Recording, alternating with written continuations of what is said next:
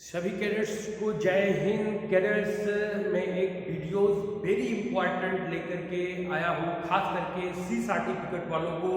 अभी आपने देखा कि बी सर्टिफिकेट का एग्ज़ाम हुआ, वो एग्ज़ाम OMR सीट पर हुआ एकदम अलग पैटर्न पर। अब सी सर्टिफिकेट का एक बार एग्ज़ाम ड्यू था 18 फरवरी को, फिर कुछ ही कारणों से पेपर लीक या और भी कारणों से वो पेपर टल करके अब 3 मार्च को हो गया है।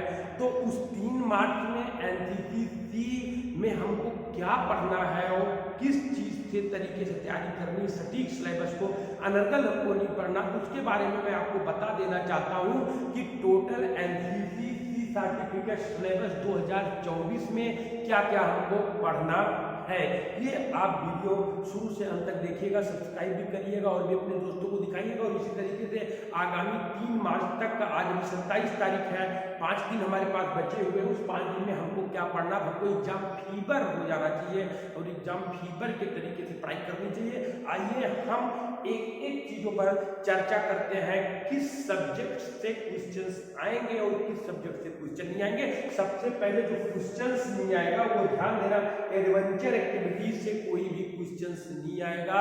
रिटर्न में ये ध्यान लीजिएगा, एडवेंचर एक्टिविटीज से कोई भी क्वेश्चन सी सर्टिफिकेट के एग्जाम में नहीं आएगा। एडवेंचर एक्टिविटीज से बी सर्टिफिकेट में आया था लेकिन सी सर्टिफिकेट में नहीं आएगा। तो ये क्लियर कट एडवेंचर एक्टिविटीज आपको छोड़ देना है। और दूसरी चीज ड्रिल से भी कोई क्वेश्चन रिटर्न में आपसे नहीं आएगा।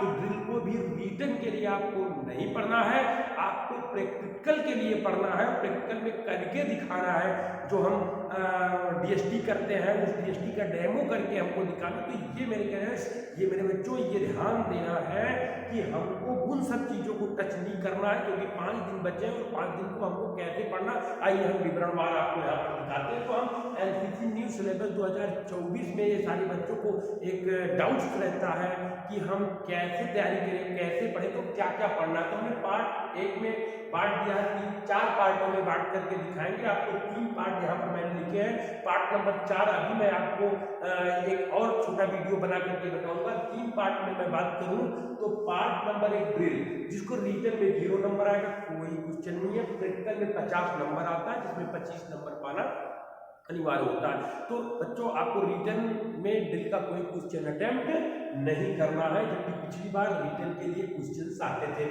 फिर पार्ट नंबर 2 W2, जिसको बोलते हैं वेपन ट्रेनिंग, ये रिटर्न में 10 नंबर का आएगा। सी सर्टिफिकेट में वेपन ट्रेनिंग से 10 नंबर का आएगा और प्रैक्टिकल में 60 नंबर का आएगा। ये ध्यान दीजिए कि ड्रिल से भी 10 नंबर ज़्यादा। अब टोटल पासिंग मार्क के लिए इसमें 35 नंबर चाहिए, इस 10 में 5 नंबर चाहिए और इसमें 30 नंबर चाहिए। टोटल 35 नंबर चाहिए, ये दिमाग से निकाल लीजिए। और WT वेपन ट्रेनिंग में केवल मात्र 10 नंबर का रिटर्न आएगा। सबसे अधिक जो टॉपिक आता है उसको मिसलेनियस बोलते हैं, 230 नंबर का होता है, जिसको आपके ANO सब्जेक्ट भी कहते हैं। क्या बोलते हैं? ANO सब्जेक्ट, लोग कहते हैं ANO सामान के सब्जेक्ट। तो ये सबसे अधिक होता है 230 नंबर का। एक चीज डाउट क्लियर कर लीजिए कि आपका जो सेट आएगा वो OMR पर नहीं होगा। जैसे ही डिस्क्रिप्टिव और ऑब्जेक्टिव दोनों टाइप होंगे, फिल इन द ब्लैंक्स, और आएगा ट्रू और फॉल्स, या आपका आएगा सही मिलाप कीजिए, जो 1 नंबर 2 नंबर 3 नंबर 4 नंबर दे दिया गया उसको टिक करना होगा, इस तरीके का। और आपको मैं बता दूं कि 4-5 सेटों में ये पेपर बनेगा, अर्थात पहले वाला लड़का, दूसरा वाला लड़का, तीसरा वाला लड़का, चौथा वाला लड़का, इनको अलग अलग सेट दिया जाएगा। ये चीज बी सर्टिफिकेट में भी किया गया था कि ABCD का जो है एक ग्रुप बांट करके पेपर का सेट दिया गया था। सेम पेपर का सेट आपको इसमें भी दिया जाएगा, ABCD ऐसे करके। तो आप, ऐसा नहीं है कि आगे वाला तो पीछे क्वेश्चंस वही रहेंगे लेकिन सीक्वेंस अंतर होंगे। क्वेश्चंस वही रहेंगे, सीक्वेंस उसका अंतर रहेगा। तो मिसलेनियस में 230 नंबर का एकदम वीडियो कंसंट्रेट होकर के देखिए, क्योंकि जब तक आप ये नहीं जान पाएंगे क्वेश्चन कहाँ से पूछा जाएगा, किस जगह से पूछा गया, तब तक आप सही उत्तर नहीं दे पाएंगे। मिसलेनियस में 230 नंबर में सबसे पहले इसको बात दिए हैं कि number 1 national integration and awareness. National integration and awareness से 10 नंबर सीधे सटीक आपको पढ़ना है। कितने number? National integration and awareness से 10 नंबर आपको पढ़ना है। फिर आपका आता है कि आपका आता है personality development and leadership. Personality development and leadership, तो पर्सनालिटी डेवलपमेंट से 70 नंबर का क्वेश्चन आएगा और लीडरशिप से 20 नंबर। तो ये ध्यान देना है कि नेशनल इंटीग्रेशन एंड अवेयरनेस से 10 नंबर का आएगा और आपका आएगा पर्सनालिटी डेवलपमेंट से 70 नंबर का आएगा और लीडरशिप से 20 नंबर के क्वेश्चंस पूछे जाएंगे। अब तीसरे नंबर पे देखिए डिजास्टर मैनेजमेंट। डिजास्टर मैनेजमेंट आपदा प्रबंधन, इससे आपका 22 नंबर का क्वेश्चंस पूछा जाएगा। कितने नंबर का? 22 नंबर का क्वेश्चंस आपका आएगा डिजास्टर मैनेजमेंट से। फिर चौथा जो है social awareness and community development. Social awareness and community development से 36 नंबर का 36 नंबर के क्वेश्चंस आपसे पूछे जाएंगे। ये ध्यान दीजिएगा, social awareness and community development services से 36 नंबर के क्वेश्चंस पूछे जाएंगे। हेल्थ एंड हाइजीन, स्वास्थ्य और शिक्षा से संबंधित आपका जो होगा वो 28 नंबर का क्वेश्चन पूछा जाएगा। हेल्थ एंड हाइजीन से 28 नंबर के क्वेश्चंस पूछे जाएंगे। एडवेंचर एक्टिविटी से कोई क्वेश्चन नहीं पूछा जाएगा। बी में पूछा गया था, सी में नहीं पूछा गया, तो आपको एडवेंचर एक्टिविटी साहसिक क्रियाकलाप को क्या करना है? छोड़ देना है, नहीं पढ़ने की जरूरत है। फिर आता है एनवायरमेंटल अवेयरनेस से 22 नंबर का क्वेश्चन। ठीक है, आप जो है एनवायरमेंट अवेयरनेस से 22 नंबर के क्वेश्चंस आपसे बच्चों पूछे जाएंगे। ऑब्स्टिकल ट्रेनिंग, ऑब्स्टिकल्स मैंने बताया ना 10 ऑब्स्टिकल्स कि उससे 14 नंबर के क्वेश्चन आपसे पूछे जाएंगे। ऑब्स्टिकल्स ट्रेनिंग से 14 नंबर के क्वेश्चन आपसे पूछे जाएंगे। अब आता है बॉर्डर एंड कोस्टल एरिया से 10 नंबर का क्वेश्चन पूछा जाएगा।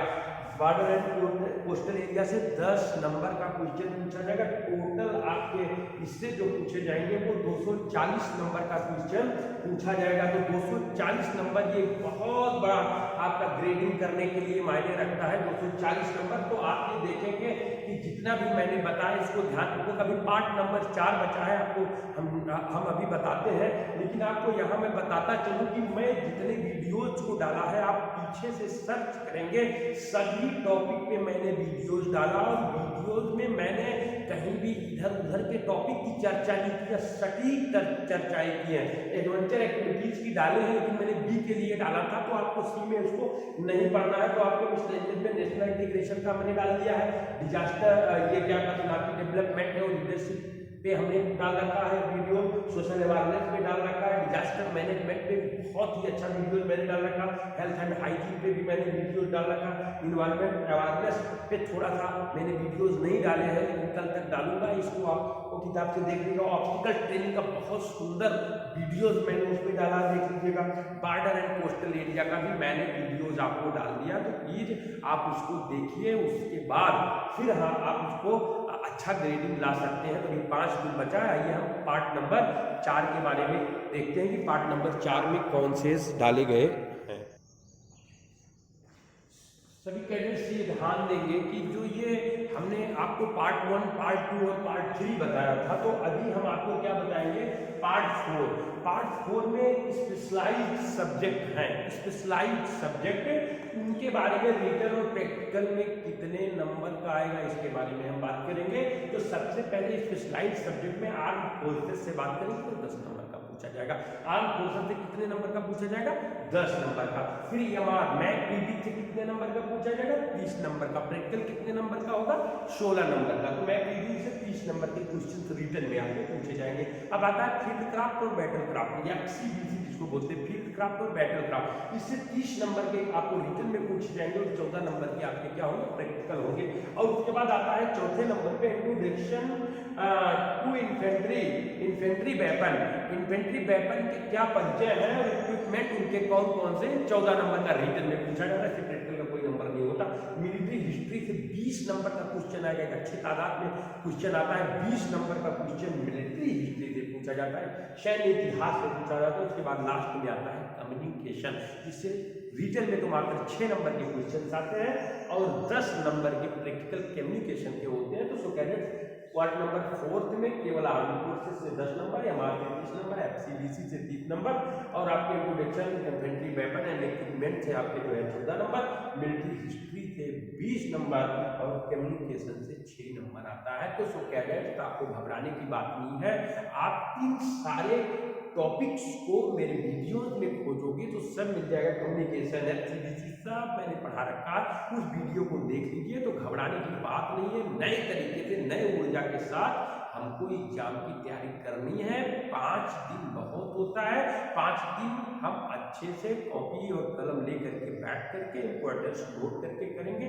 कल के वीडियो में मैं कुछ इंपॉर्टेंट क्वेश्चंस भी आपसे शेयर करूंगा और इंपॉर्टेंट क्वेश्चंस आप उस हिसाब से आप पढ़ते चलिए। वेरी वेरी इंपॉर्टेंट क्वेश्चंस क्या है, कैसे आएंगे बच्चों, मैं बताऊं कि 6 सेट में आएगा। पहला, दूसरा, तीसरा, चौथा, पांचवा, इस तरीके से आपके पीछे वाला का दूसरा सेट होगा, तीसरा सेट होगा। लेकिन वो एमआर पे नहीं होगा, वो लिखने का और ऑब्जेक्टिव होगा। ट्रू फॉल्स आएगा, फिल इन दी ब्लैंक्स आएगा, सही करेक्ट करिए वो आएगा, फुल फॉर्म्स आएंगे और उसके बाद लिखने के लिए आएंगे। तो ये लिखने का बड़ा है। तो जैसे पेपर आपको मिले तो मेरे कैडेट्स, मेरे बच्चों, आप तुरंत लिखना आरंभ करिए। 3 घंटे का पेपर होता है, खूब आपको लिखना, कोई भी क्वेश्चन छोड़ना नहीं, पैनिक होना नहीं, घबराना हो, ये मानना कि सर हमको पढ़ाए हैं और हम जो है उस चीज को कहीं ना कहीं पढ़े हैं। जब तक आप अच्छे प्रश्नों को नहीं देखेंगे तब तक आप जो है उत्तर नहीं दे पाएंगे।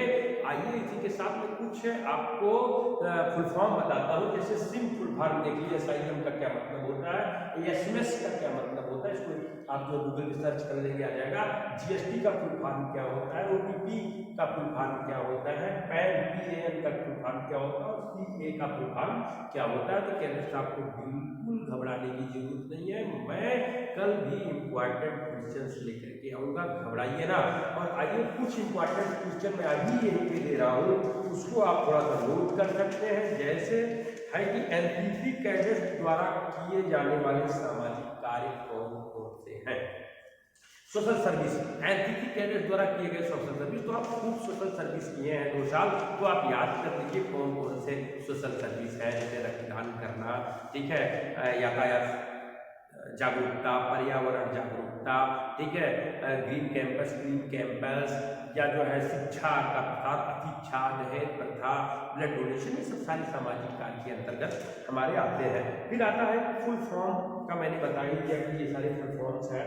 निम्नलिखित कीड़ों के द्वारा होने वाले कौन से रोग हैं, फैलने वाले कौन से रोग होते हैं। जैसे मच्छर से कौन सा रोग फैलता है, आपका जू से कौन सा रोग फैलता है, आपकी मक्खियों से कौन से रोग फैलते हैं, टिश्यू से कौन से रोग फैलते हैं और फ्लू से कौन से रोग फैलते हैं, ये आपको ध्यान देना। जल जनित रोग क्या है, ये कैसे फैलता है, जल जनित रोग क्या है, ये कैसे फैलता है।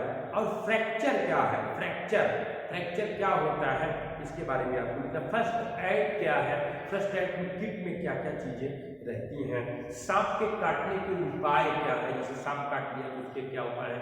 या रेबीज होने वाले कौन से जंतु जिनमें रेबीज पाए जाते हैं। तो ऐसे क्वेश्चन आपसे पूछे जाएंगे। तो कल भी हम कुछ वीडियोस देंगे जिसमें इंपॉर्टेंट क्वेश्चन होंगे। सो कैडेट्स, आप इंतजार करिएगा, धैर्य रखिएगा और मेहनत से पढ़िएगा। अच्छे मार्क्स अर्जित करने, अच्छे ग्रेड अर्जित करने, घबराने की जरूरत नहीं है। आप सब पढ़ें, बस उसको एक जगह संकलित करना और दिमाग में बिठाना और जाके वहां पर लिखना है। तो आज बस इतना ही। जय हिंद।